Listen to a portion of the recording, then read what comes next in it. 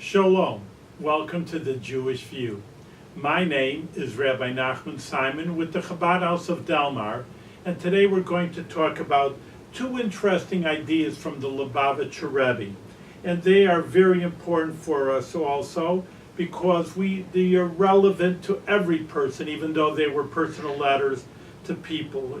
So we're going to get right into it, and this is going to be very interesting. Shalom Ubracha, the Rebbe writes, peace and blessing. Although I do not know you personally, I'm taking the liberty of writing to you, having just received the issue of Intercom with the articles in it. Now, this is an Intercom, is the magazine for Orthodox Jewish scientists, which, again, the Rebbe is going to bring that out, but the point is that it will be maybe a contradiction to many people. How can you be religious, orthodox, at the same time being a scientist?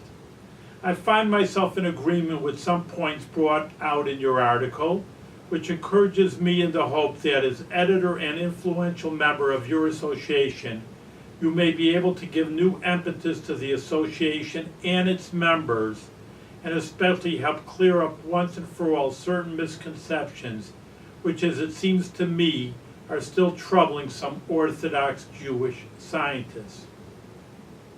Specifically, I find it incomprehensible and regrettable that some of our Orthodox Jewish scientists still evince an apologetic attitude vis-a-vis science and certain scientific theories. This is evident also in some articles in the present Intercom issue. I have seen it also in personal discussions with some genuinely frum, meaning religious scientists. To put it bluntly, some Orthodox scientists seem to be ashamed to declare openly their adherence to such basic tenets of the Torah as, for example, that God created Adam and Chava, Adam and Eve, or the possibility of a miracle of a nace. In the present day and age, as a nace is defined in the Torah, namely in occurrence and defiance of the so-called laws of nature.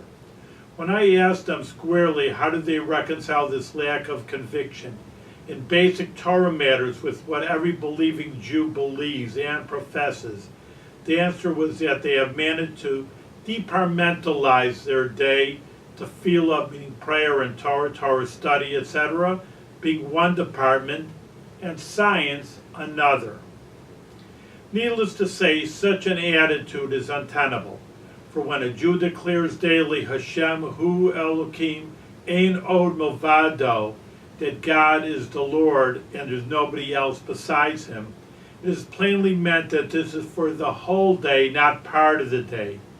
Moreover, a scientist with such a split personality is a contradiction also to the concept of Hashem echad, that God is one, as the Chazal, our rabbis, interpreted echad, which is made up of the three Hebrew letters, Aleph, Ches, and Dalet, that an Aleph, meaning Alufa Shalom. Aleph is the number one letter in the Hebrew alphabet, and number one means God is number one. He's in charge of everything. It rules not only in the seven heavens, but also on earth, because the next letter of the word echad, which means in Hebrew one, the second letter is ches. Ches is numerical value of 8. 8 symbolizes, the Rebbe says, 7 heavens and on the earth also. He's one down here, not only in the high heavens. And in all of the 4 directions. Now the third letter is a Daled, and the Daled is number 4, numerical value number 4, 4 directions of the world. So God is one, up, down, and all around, you can simply say. And therefore, that if once you praise and you say that in Shema Yisrael, Hear, O Israel, God is one, he's everywhere. It's not like, well, he's one in this temple and he's one in the Torah studies, but outside in the world, he doesn't belong. You don't say that. As for the matter of miracles as it affects the daily life, the Torah view is clear. It rules that one should not rely on a miracle, but at the same time it requires every Jew to be permeated with complete faith that God acts through nature and also above nature. This is also the plain meaning of the pasuk of the sentence in the Torah, and God your God will bless you in all that you do. It is necessary to do, not rely on miracles, yet ultimately the blessing comes from God.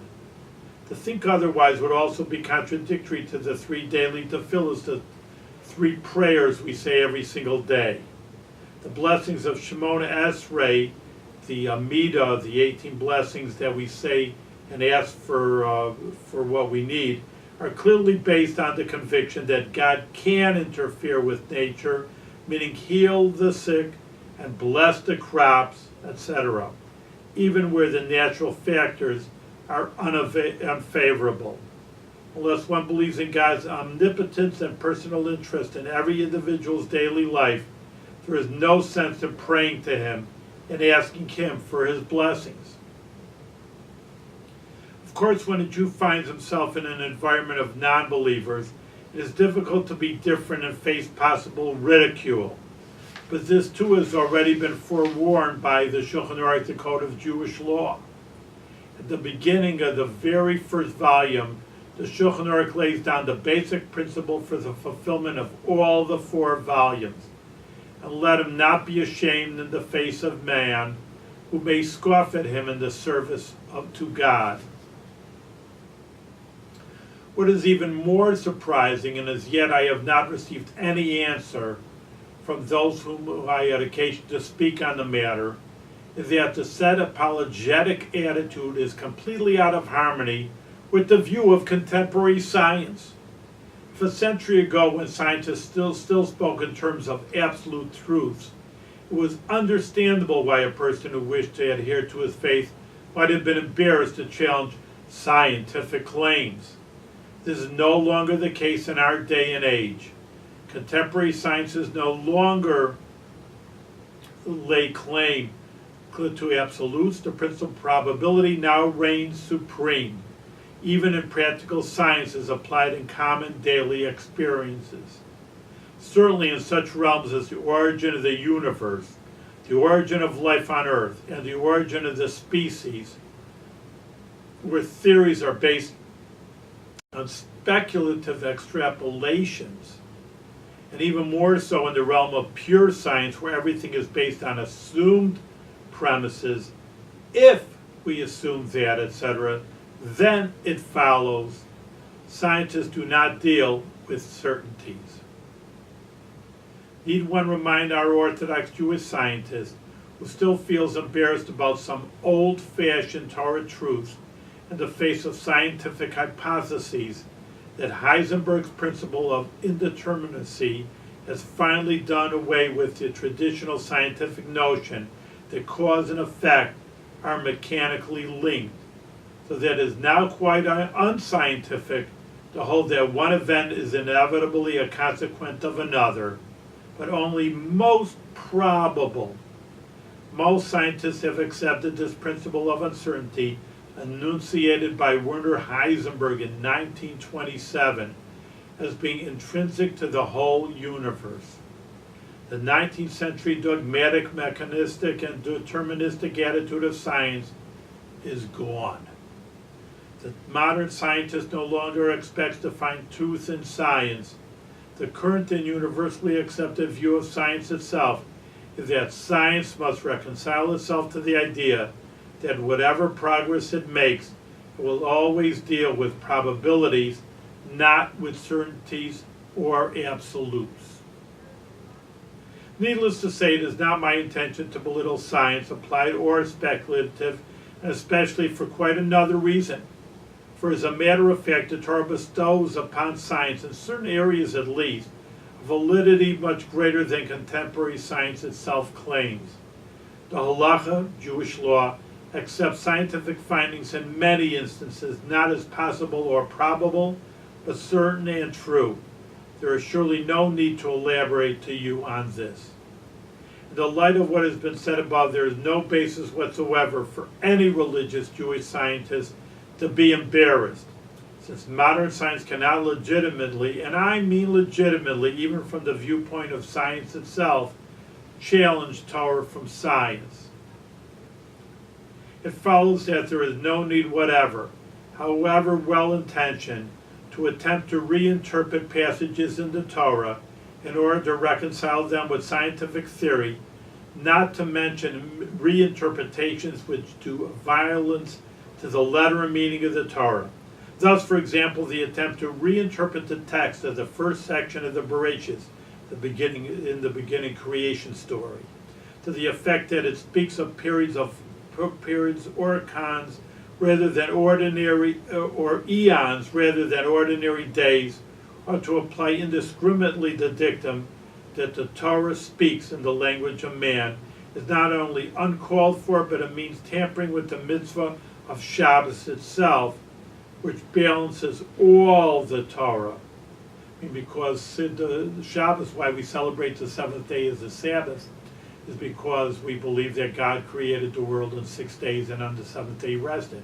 Well, if it wasn't 6 days, if it's billions of years old, there's no reason to hold by the Shabbos. For if one takes the words one day out of their context and plain meaning, one abrogates the whole idea of Shabbos as the seventh day stated in the same context. The whole idea of Shabbos observance is based on the clear and unequivocal statement in the Torah, for in 6 days God made the heavens and earth, and on the seventh day he ceased from work and rested. Days, not periods. Such attempts at reinterpreting the Torah, of course, the outmoded legacy of the 19th century and before, when in the face of the dogmatic and deterministic view of science prevailing at that time, a whole apologetic literature was created by well-meaning religious advocates and certain rabbis who saw no other way of preserving the Torah heritage in their enlightened communities except through tenuous and spurious reinterpretations of certain passages of the Torah in order to accommodate them to the prevailing world outlook. No doubt they knew inwardly that they were suggesting interpretations in Torah which were at variance with Torah Samis, with the Torah of truth. But at least they felt they had no alternative. But surely there is no longer any justification whatsoever to perpetuate this, quote, inferiority complex. Certainly there is no basis for holding on to views which have come down in outdated elementary and high school textbooks on science. It is very saddening to think that those who should be the champions of the Torah Hashkafa, Torah attitude, and its advocates, especially among Jewish youth in general, and academic youth in particular, are timid or even ashamed to expostulate on it.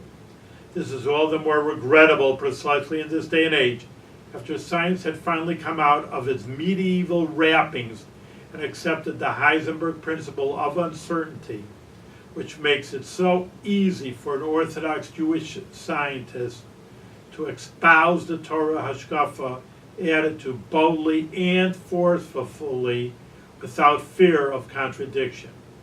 Yet some Jewish scientists apparently have not yet managed to free themselves from the fetters of the 19th century approach and inferiority complex. Surely the time is ripe for a reassessment as to where they stand. I trust that you will use your good influence to the end, that the articles appearing in the future issues of this magazine called Intercom be permeated with the Torah Hashkafa attitude, and that the same approach should be reflected in all public lectures and private discussions. By closely adhering to the Torah, Torah Vemis, Torah which is the truth, one can rest assured of walking the path of truth, and truth does not admit compromise. I sincerely hope that you will take up this matter with your colleagues, and words coming from the heart enter the heart, especially a Jewish heart, and find a ready response in terms of action, for the essential thing is the deed.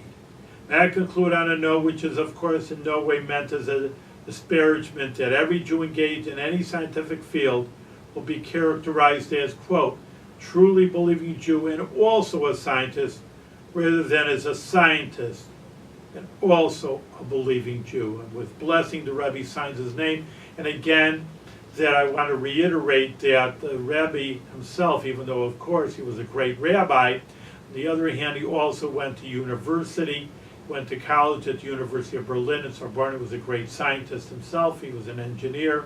So not only is he talking from a Torah viewpoint, he's talking from a secular viewpoint also, and Rebbe knows from where he speaks. And therefore, anybody has these doubts that you can be a scientist, or everybody takes science in high school at least, that even they're not a full scientist, but they believe that they were taught that the world's billions of years old, which everybody has been taught that's not the truth. It could be not, so it's not absolutely truth, but we know the Torah is absolute truth, and therefore we can take it as truth. Now, of course, I have other beautiful letters from the Rebbe, so let's continue on. Greetings and blessings. Perhaps this is an opportunity to re-emphasize several basic points. One, those well-meaning persons who felt impelled to interpret certain passages in the Torah differently from the time-honored traditional interpretation did so only in the mistaken belief that the Torah view on the age of the world, etc., was at variance with science. Otherwise, they would not have sought new interpretations in the Torah. The apologetic literature, at least a substantial part of it, that was created as a result of this misconception, relied on the principle that, as in the case of Utelashonos b'nei darkei shalom, that you're allowed to change things because of peace, there was no harm in making an innocent verbal concession to science if it would be helpful in strengthening commitment to Torah and the mitzvahs of the many. 3, at the bottom of this attitude was the mistaken belief that scientific conclusions were categorical and absolute. 4, parenthetically, some explanation for this attitude to science may be found in the fact pointed out in my previous letter that the Torah accords to science a higher status of credibility than contemporary science lays claim to, as evidence from the rule in halacha, Jewish law, that the prohibition of Chilul Shabbos, meaning that certain things that Shabbos is very important, on Sabbath you don't work. But there are exceptions to the rule. And that would be, what if someone's very, very sick, and then now you're going to have to take them to the hospital or do a little surgery on that person. So even though generally you don't cut and you make people bleed, it's not allowed on Shabbos, but in the matter of life and death, you are allowed to. And who do we rely on? Well, it wouldn't be me, I'm a rabbi. It would be a doctor, someone who's a scientist, someone who went to medical school. They are an expert in order to say, hey, this person needs to get to the hospital, this needs some kind of medicine or surgery or whatever you want to say. But then the Torah says, fine, if the doctor says so, we break the Shabbos of people's health. It may be waived on the opinion of physician in the area of Pekuach Nefesh, mean life and death, and many similar rulings. The crucial point, however, is that the latest conclusions of science introduce a radical change into science's own evaluation of itself, clearly defining its own limitations. Accordingly, there is nothing categorical in science. The principle of cause and effect is substituted by probable sequence of events. And number 6, furthermore, contemporary science holds that scientific judgments and descriptions do not necessarily present things as they really are. 7, science demands empirical verification. Conclusions are considered scientific if they have been investigated experimentally, but certainly not in relation to conditions which have never been ever known to mankind and can never be duplicated. And 8, in view of all that has been said above, there is no reason whatever to believe that science is different from scientists, can state anything definite on something which occurred in the remote past in the pre-dawn of history. Consequently, there is no need to seek new reinterpretations in the Torah to reconcile them with science as stated in the beginning of the letter. 9, apropos of your special reference to Shabbos Bereshis, to the original Shabbos, the seventh day of creation, it is astonishing that those who attempted to reinterpret the six-day creation account in terms of eons fail to even mention the contradiction of such a view with the text of a get, a Jewish divorce. It is well known how punctualist halacha, again Jewish law, is in regard to a get.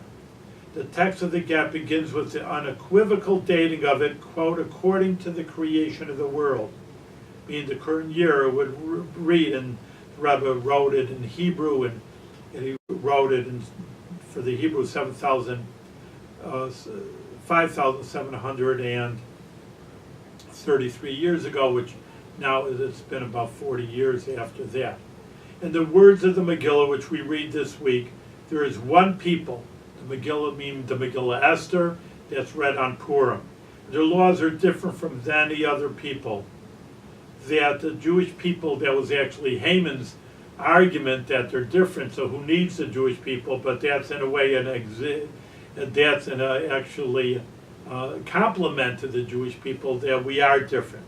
And God grant that just as in those days our people felt justly proud of their uniqueness and difference and made no attempt to reconcile their laws and customs and views with those of the people among whom they were dispersed and scattered, so may every Jew now also display the same courageous spirit based on the one and the same Torah, since, quote, this Torah shall never be changed or substituted. One of the basic Jewish 13 principles of our faith as formulated by our sages. So this is a very important idea for all of us, because we have to understand that that science, and we all took science in school, and they all told us that, there's the Torah's, they didn't maybe say it, but they insinuated that Torah is antiquated and ancient. But we have to stand up firmly to the idea that the Torah is unique. It is Torah was based on Mount Sinai. One of the uniqueness the book of Kuzari says is that, meaning that scientists don't have, like as the Rebbe just pointed out, they don't have real proof, but 600,000 Jews attended the giving of the Torah, which God spoke to them at Mount Sinai 3,300 years ago. Now, 600,000 Jews, if there's an old joke, but if there's a lot of truth in it, you got 2 Jews and 3 opinions. So it's a little bit of a joke, but there's a lot of truth in it. So think about it now, that the Torah says 600,000 Jews witnessed the giving of the Torah. So let's say it didn't happen. So wouldn't there be a certain section of people, and there have been many throughout the thousands of years of Judaism, divergent opinions of what is right and what is wrong, and even today, different interpretations of the Torah. Surely someone would say, wait a minute, you're telling me I'm a Jew and my father's father's father, I never heard that from them. This is ridiculous. This is a Bubba Mice, and you say like a fairy tale that people made up. My father, I have my grandfather, he never told me that. He never told me this story. Who's making this story up? So there surely should be, if it is false, the Torah is false, that there should be a section or a sect of Jewish people that said they're telling you baloney. This is all a bunch of baloney. But on the other hand, we don't find that throughout the ages, and there were like I said, a lot of different arguments, and a lot of people went away from the Torah and came up with different ideas, interpretations of Judaism, but never did they say it never happened. You can't say that for other religions. That's based on the revelations of a few people. But with Judaism, it's not just a few people. Moses says, I saw God, and this is what you have to do. The entire Jewish people, again, 600,000 men, so you could say about 2 to 3 million people, children and women, that they all actually witnessed firsthand the Torah, and they in turn gave it over to their children. We have the holidays of Passover that's handed down to us. Then everybody goes to the Passover Seder, and there was miracles when the Jewish people left Egypt. And again, there's nobody says this is baloney. I never heard about it. My parents never told me this. Who's making these things up? And also then 7 weeks after Passover, the holiday of Shavuos. Many people don't know about this. This is the holiday which is very important in the Jewish calendar, is that when God gave the Torah to the Jewish people. And again, we all celebrate it. You know, some people, they may not, they're busy. I mean, it's unfortunate that they're not clued into such beautiful holiday as this, but they just don't at least distort it and say that it never happened at all, and I never heard about it, my parents never said this, my grandparents never said something like that. They say it's all a bunch of baloney, it's false, and no one ever says this. So therefore, that if everybody sees something, then, yeah, how many witnesses do you need to, and no one's saying the opposite to say this is the truth. So this is very, very important in Judaism. And again, many people are being bombarded from either from school or different media that the Torah and the Jewish people, or they don't belong in Israel. You hear about these kind of ideas, but it's all said in the Bible, and anybody believes the Bible. And we're talking not, even though the Rebbe was talking to Jewish scientists, just I want to emphasize that these ideas that we talked about could be understood by everybody, Jew and Gentile alike, and not only even Orthodox and not only Jewish people, that this is something that's so logical that everybody should understand it. Why people don't want to follow the logic, the Rebbe already addressed this issue, and that was that people like coming up with their own ideas, and a lot of time people, you say go right, they'll say go left. Like I say, everybody wants to have their own opinion, everybody thinks they're the smartest opinion in the world. And again, there should be interpretation. We want you to use your minds according to Torah Judaism. It's very, very important. And even be innovative in Torah, but again, within, I would say, the guidelines of the Torah learning. There's a lot of thought that could be made through the learning, but on the other hand, it has to be within those confines of the guidelines of what Torah teaches us. So that's very important for us. The Rebbe is so beautiful that, again, he's a holy man. He's a highfalutin rabbi, which he's very holy, which is absolutely the truth. But you see, you can come down to every person, and again, these are not any person, these were scientists, so obviously they were very learned people.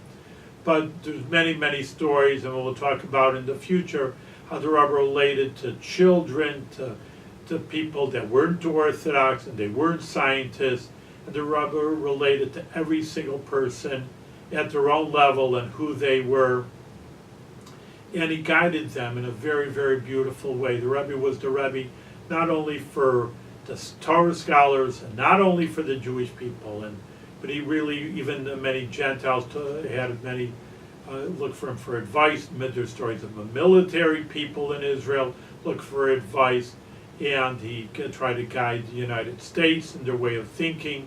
That was also very important to the Rebbe, because you have to care, every Jewish person cares not only about themselves and their families and the communities, but literally the whole world.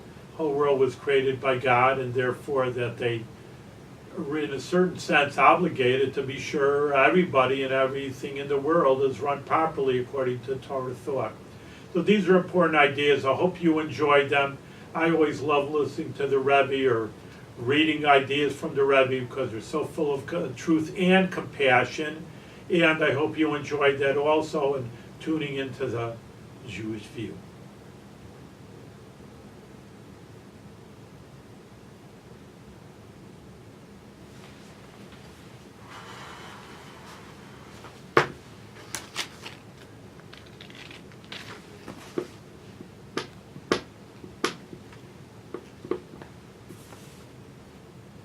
Shalom. We call our little video clip "Standing on One Foot" from the famous story with Hillel, a famous sage in the times of the Mishnah 2,000 years ago, when a non-Jew came to the other sage of the town, Shammai. He asked, listen, I'm ready to convert, but on one condition, and that is that you teach me the whole entire Torah while I'm standing on one foot. Well, this is ridiculous because it really takes 10 lifetimes to learn the whole Torah. It's entirely vast. So Shammai, who was very strict, he was a holy man, but he was strict. This was a chutzpah, and he chased him out of his study, and he told him to go away. But the convert was not put off, and he went to the other stage, which is Hillel, who his attitude was always to do things in a very nice way. So the convert proposed the same question to him. I'm ready to convert, but only again on one condition. And that is, teach me the whole entire Torah while I'm standing on one foot. So Hillel told him this incredible statement. What's hated to you, do not do to your friend. That is the whole Torah. Now, go and learn. And indeed, that convert did go and learn, and he became a great sage in his own right. Therefore, that's why we have an entire Torah, but we can encapsulize it in just a few minutes.